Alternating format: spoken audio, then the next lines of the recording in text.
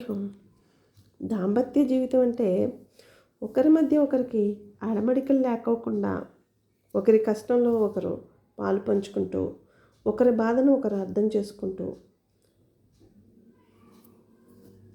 అది అన్యోన్యమైన దాంపత్యంగా జీవించేది దాంపత్య జీవితం. ఈనాటి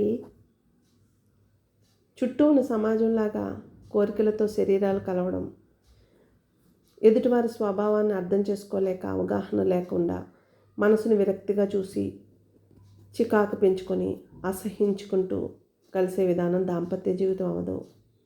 అది లేని అనర్థాలు తెచ్చిపెడుతుంది. ఈరోజు 100 మందికి అనారోగ్యం పాలవడానికి ఆ దాంపత్య జీవితంలోనే.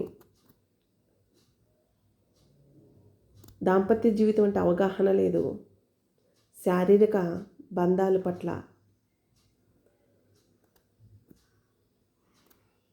అవగాహన లేదు, ఇరువురి మధ్య అసహ్యాలు, ఆక్రోశాలు, ఆవేశాలు, అనర్థాలు తెచ్చిపెడుతూ అనారోగ్యం పాలవుతున్నాం.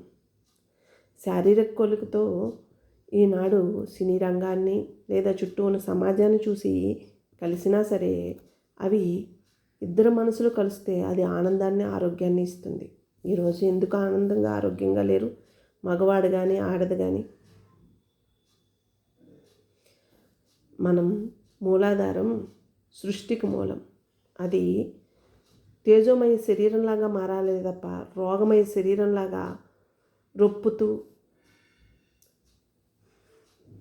రోగాలతో ఉంటే అది దాంపత్య జీవితం అవ్వదు.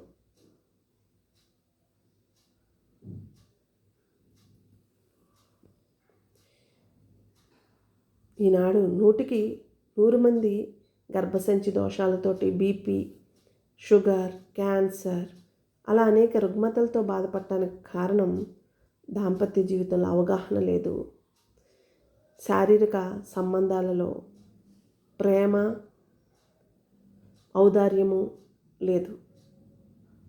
అందుకే మగవాడికి లంగ్స్ తేడా లేదా